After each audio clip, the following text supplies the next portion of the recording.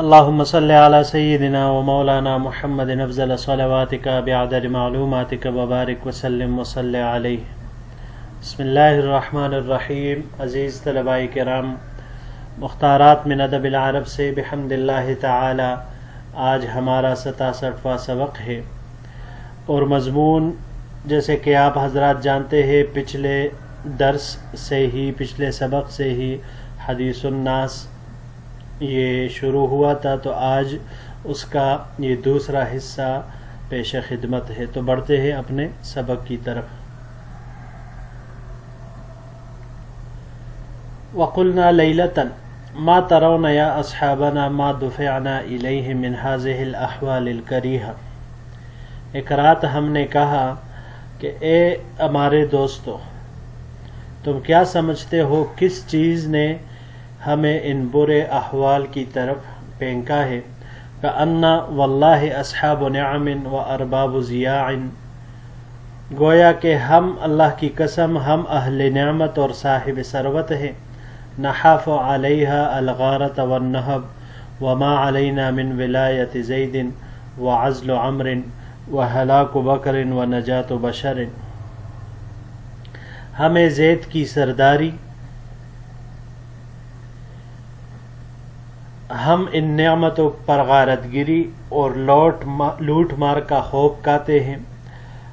ہمیں زید کی سرداری، عمر کی معزولی اور بکر کی ہلاکت اور لوگوں کی نجات سے کیا واسطہ؟ نحن قوم رضینا فی هذه الدنیا العسیرہ وهذه الحیاة القصیرة بکثرة یابسة وخرقة بالیة وزاویة من المسجد مع العافیة من بلایا طلاب الدنیا۔ ہم ایسی قوم ہے کہ جو تنگ دنیا اور مختصر سی زندگی میں خشک روٹی کے ٹکڑے اور بوسیدہ لباس مسجد کے کونے میں دنیا کے طالبوں کے مصائب سے عافیت پر راضی ہو گئے تھے۔ فما هذا الذي يعترينا من هذه الاحاديث التي، ہمیں یہ کیسی باتیں پیش آ رہی ہے جن میں ليس لنا فيها ناقة ولا جمل ولا حظ ولا عمل، جس میں ہمارے لیے نہ کوئی اونٹنی ہے اور نہ اونٹ، نہ کوئی حصہ ہے اور نہ کوئی امید۔ قوموا بنا غدا حتى نزور ابا زكريا الزاهد ونظل نهارنا عنده لاهين عما نحن فيه ساكنين معه مقتدين به، کل ہمارے ساتھ چلو تاکہ ہم ابو زکریا زاہد کی زیارت کریں اور ان حالات سے غافل ہو کر ان کے پاس اپنا دن گزارے، ان کے ساتھ ٹہرے اور ان کی اقتداء کرے۔ فاتفق رأینا علی ذالک، تو ہماری آراء اس پر متفق ہو گئی۔ یہاں پر یہ دو الفاظ ہے جی، النہب، نہبہ، نہبہ یہ باب ضربہ سے نہبن، لوٹنے کے معنی میں آتا ہے، کاٹنے کے معنی میں بھی آتا ہے، اور یہی باب نصرہ اور فتح سے بھی نہبن مصدر اسی معنی میں استعمال ہوتا ہے، یا سخت سوس کہنے کے معنی میں بھی یہ استعمال ہو سکتا ہے۔ انہب ینہب انہابن باب افعال سے کسی کو لوٹنے کا موقع دینا، اس معنی میں یہ آتا ہے۔ یعترین، یعترین عرو باب افتعال سے، اس کا یہاں استعمال ہوا ہے باب افتعال سے، مصدر اعتراءً آتا ہے۔ اعتراءً یہ لاحق ہونے کو کہا جاتا ہے۔ باب افعال سے اعرا یعری اعراءً، اس کا مصدر آتا ہے، چھوڑ دینے کے معنی میں یا کاج بنانے کے معنی میں آتا ہے۔ اور باب نصرہ سے اگر لیا جائے تو باب نصرہ سے لینے کی صورت میں اس کا مصدر عرون آتا ہے، پیش آنے کے معنی میں۔ جی تو بڑھتے ہیں اپنے اگلے سلائیڈ کی طرف۔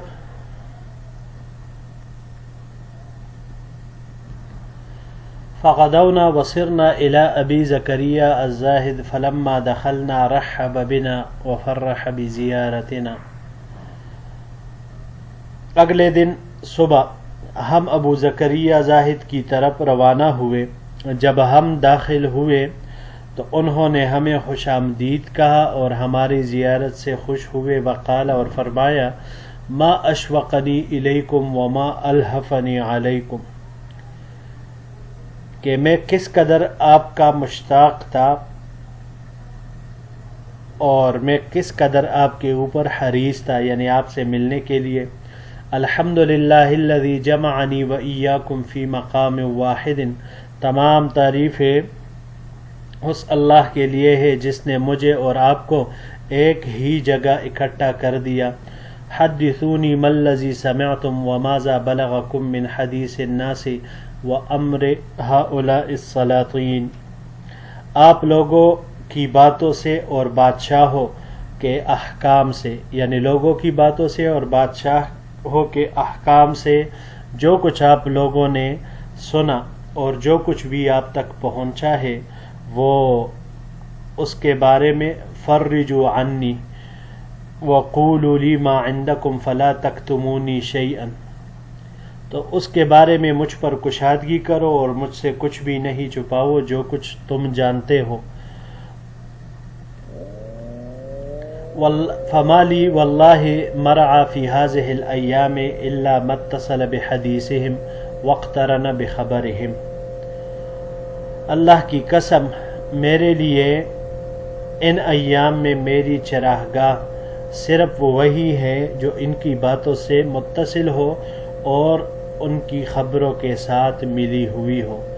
فلما ورد علینا من هذا الزاہد العابد ما ورد دہشنا واستوحشنا وقلنا فی انفسنا انظروا من ای شیء ہربنا.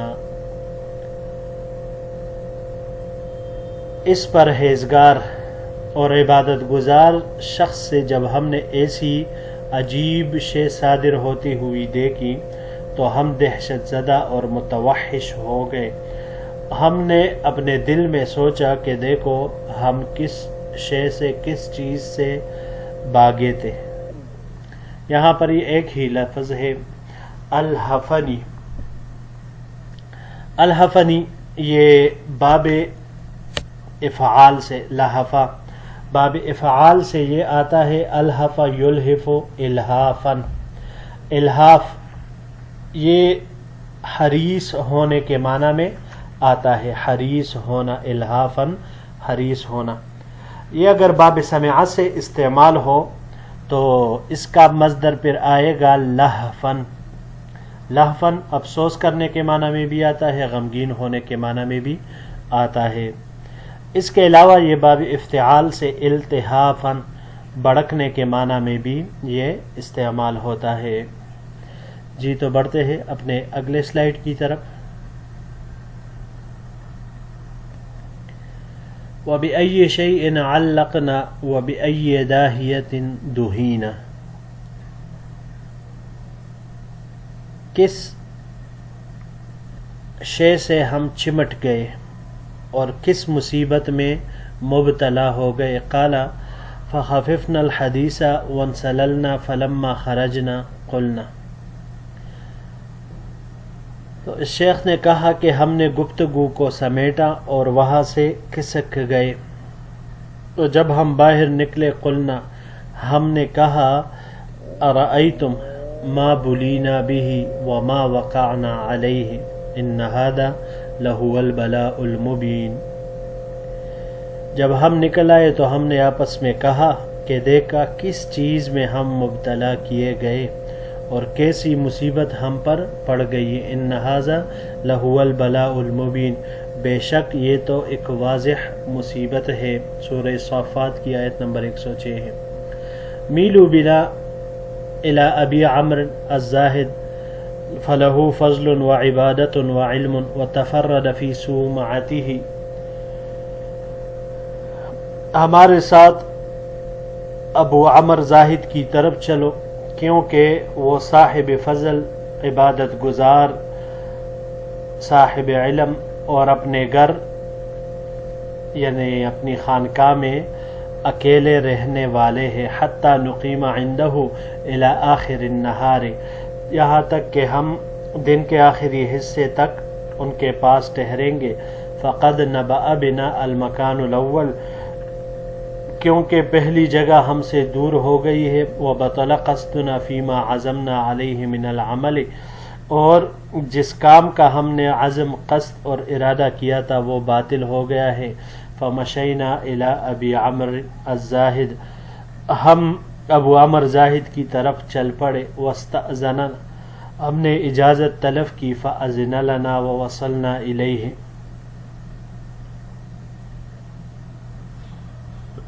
فسر بحضورنا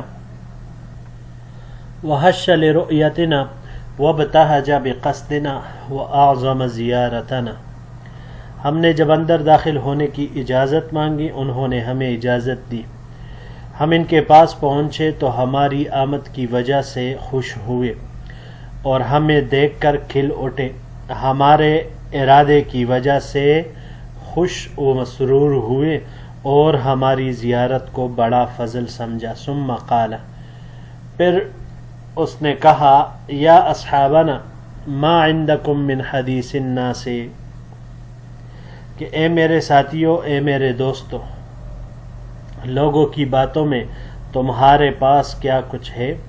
فقد واللہ طال عطشی الی شیء اسمعہ، واللہ میری طلب ایسی شے کی طرف جس کو میں سنوں بہت طویل ہو گئی ہے۔ وَلَمْ يَدْخُلْ عَلَيَّ الْيَوْمَ أَحَدٌ، اور آج کے دن کوئی میرے پاس آیا بھی نہیں ہے ابھی تک۔ یعنی اگر آپ لوگوں کے پاس کچھ کلام ہو، لوگوں کی باتوں میں سے کچھ آپ نے سنا ہو، دیکھا ہو، تو اس کے بارے میں مجھے بتاؤ، کیونکہ آج میرے پاس کوئی نہیں آیا جس سے میں کوئی بات سن سکوں۔ اچھا جی، پہلا لفظ یہاں پر علقنا، علق یعلق تعلیقا، یہ باب تفعیل سے یہاں پر استعمال ہوا ہے۔ چمٹنے کو کہتے ہیں، چمٹ جانا۔ اور اگر اس کو ہم باب نصر سے لے تو نصر سے علقا و علوقا دونوں طرح کے مصادر آتے ہیں، گالی دینے کے معنی میں یہ آتا ہے۔ اور باب سمع سے اس کا مصدر علاقتا، محبت کرنے کے معنی میں یہ آتا ہے۔ باب افعال سے اعلاقا، اعلاقا جونک لگانا یا پنسنے کے معنی میں، پسنے کے معنی میں آتا ہے۔ داہیت دہینا، داہیہ یہ مصیبت کو کہتے ہیں، اس کی جمع دواہ آتی ہے۔ دہیہ، دہین باب نصارہ سے، تدہیتاً باب تفعیل سے۔ آفت و بلا پہنچنا، یعنی کسی کو مصیبت پہنچنا، اس معنی میں یہ آتا ہے۔ اور اگر اس کو ہم باب سمع سے لے، دہین، تو پھر یہ چالاک ہونے کو کہا جاتا ہے۔ ان سللنا، ان سللنا سللہ، انسلالاً یہ چھپکے سے کسک جانے کو کہا جاتا ہے، باب انفعال سے یہاں پر یہ استعمال ہوا ہے، اور چھپکے سے کسک جانے کے معنی میں یہ آتا ہے۔ باب ضربہ سے اگر اس کو ہم لے سلن، تو سلن اس شخص کو کہا جاتا ہے کہ جس کے دانت گرے ہوں۔ اور باب نصارہ سے سلن آئے تو باب نصارہ سے کسی چیز میں سے آہستہ آہستہ نکالنا، اس معنی میں یہ استعمال ہوتا ہے۔ اچھا جی، اگلا لفظ ہے حشا، حشا حششا، باب ضربہ سے، حشن اور سمعہ سے یہ جاڑنے کے معنی میں آتا ہے۔ اگر حشوشتن مصدر اس کا آئے باب ضربہ سے تو پھر معنی ہوگا نرم ہونا، اور اگر باب سمعہ سے اس کا مصدر حشاشتن آ جائے تو پھر نرم اور ڈھیلا ہونے کے معنی میں یہ آئے گا۔ عطشی، عطش یہ پیاس کو کہا جاتا ہے۔ عطشن طا کے حرکت کے ساتھ باب سمعہ سے استعمال ہوتا ہے، پیاسا ہونے کے معنی میں، مشتاق ہونے کے معنی میں، آتا ہے. اس کے علاوہ باب افعال سے اعطش یعطش اعطاشا اور باب تفعیل سے تعطیشا پیاسا کرنا اس معنی میں یہ آتا ہے. جی تو معزز طلباء کرام یہی تک ہمارا آج کا سبق تھا. انشاءاللہ العزیز اگلا حصہ اس درس کا پھر اگلے سبق میں آپ کی خدمت میں پیش کریں گے. زندگی رہی تو آپ کے ساتھ اگلے درس میں ملاقات ہوگی. السلام علیکم ورحمۃ اللہ وبرکاتہ.